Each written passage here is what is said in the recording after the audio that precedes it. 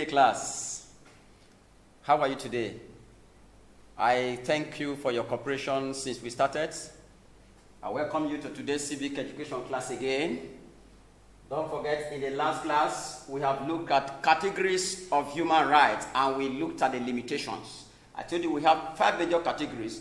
Then I told you the political, the civil, the social, as well as the cultural. We look at that and the limitations of some of them. For example, right to life can be limited if you are sentenced to death, and many more we discussed like that. But for today, we are going to another topic, UDHR, but still under human rights, UDHR. So by the end of this class, you should be able to give the full meaning of that acronym, UDHR, and you should be able to state a brief history of UDHR, and lastly, you should be able to examine the 7 core freedoms of UDHR. Now, let's go straight away to look at the first objective meaning of UDHR. What is the full meaning or the acronym? UDHR stands for what?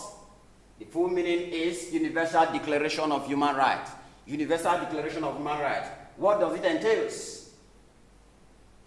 It's a document showing all the major rights that the United Nations must give to their citizens. A document that spells out all the rights that members of the United Nations must give to their members. That is UDHR. Now, let's look at the brief history. It was framed by members of Human Rights Commission.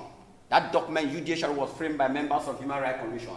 And then the committee was chaired by Eleanor Roosevelt, a woman that is one of the wife of the former president of USA. She was a chair. She chaired that committee. And that it was adopted by the United Nations in December 10, 1948. That was when it was finally accepted. And it was binding on all United Nations countries. The countries that are members of United Nations. Nigeria is one of them. So it was binding on all as from December 10, 1948. The document is divided into 2 sections. The first section is the preamble, while the second one is the 30 articles. That 30 article, that is where the list of all the various rights are included. So the 30 articles.